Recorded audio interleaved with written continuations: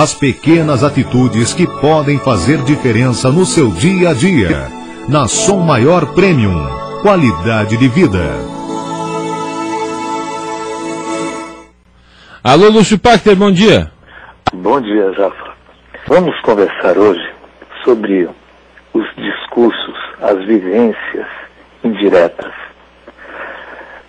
Inicialmente, há uma parte imensa e importante na vida que ocorre por elementos laterais, por questões periféricas, por coisas assim que são tangenciais.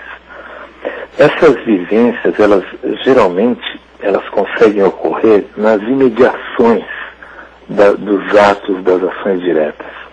Deixa que eu explicar um pouquinho essa questão com exemplos. Vamos supor assim, um rapaz que chegou à conclusão que o namoro não dá certo. Então ele procura a menina, explica para ela que realmente o namoro tem que acabar, infelizmente, que ambos já não se dão bem, ela concorda com isso. Ambos conversam de uma maneira limpa, clara, não há qualquer questão que fica pendente quanto a isso. A própria menina se convence profundamente que a questão realmente deve andar por aí, que eles têm que acabar e tudo, e termina o namoro. Bem, acontece que às vezes é aí que vai começar o principal fator. Esta menina, ela conhece ou já conhecia um primo desse rapaz, acaba namorando, acaba se casando e sendo feliz com o primo desse rapaz. Quer dizer, ela trocou um grande amor por uma amizade profunda, bonita, e acabou vivendo por aí.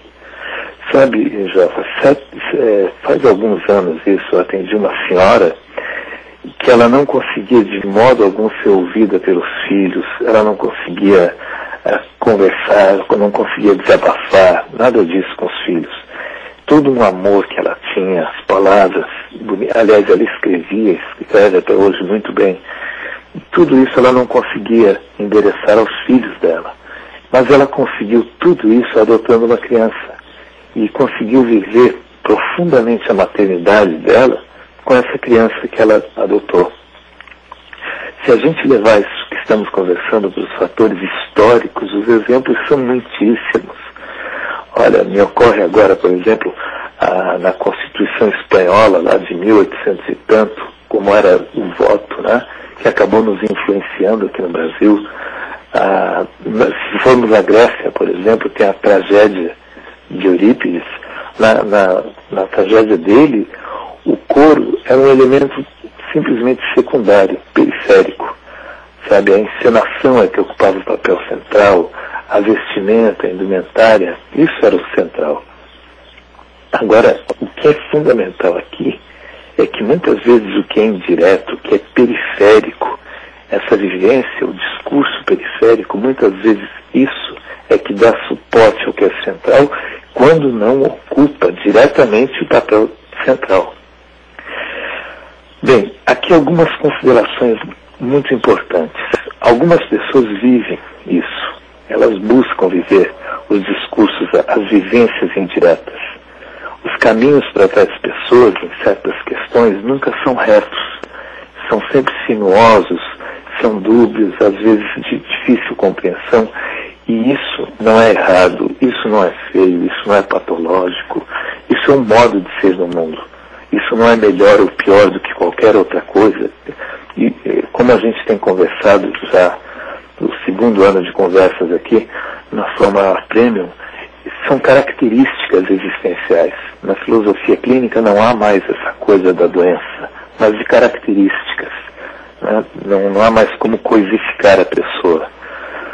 Bem, mas como identificar isso? Né? Como saber se, quando estamos lidando com uma pessoa, se estamos diante de um discurso indireto, quer dizer, estamos lidando com uma coisa que na verdade é outra, ou se de fato estamos falando da mesma coisa? A primeira questão aqui, Jafar, é que nem sempre isso é simples e fácil.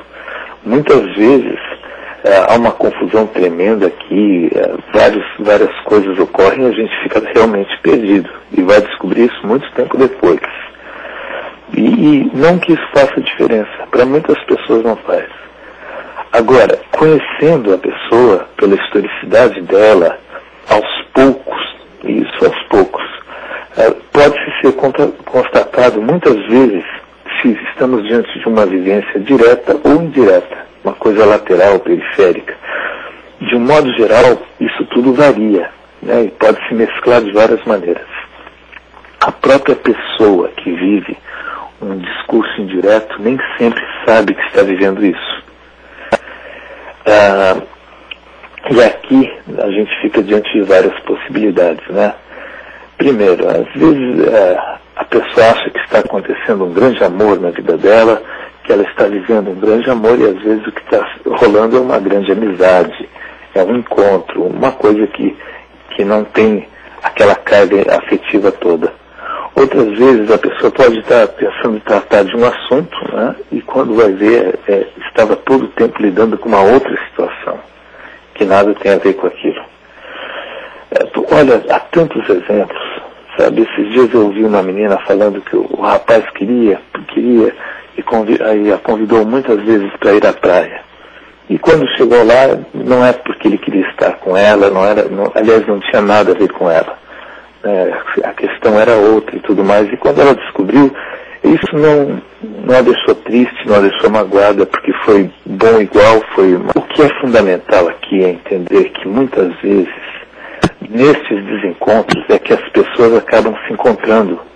Muitas vezes é só assim que algumas pessoas conseguem se encontrar. Se for um caminho em linha reta, elas acabam se perdendo. Jafa, quero agradecer. Agora sigo em direção à fronteira com a Argentina. Tenho aulas lá no final de semana. E na próxima semana voltamos a conversar aqui na Som Maior Prêmio.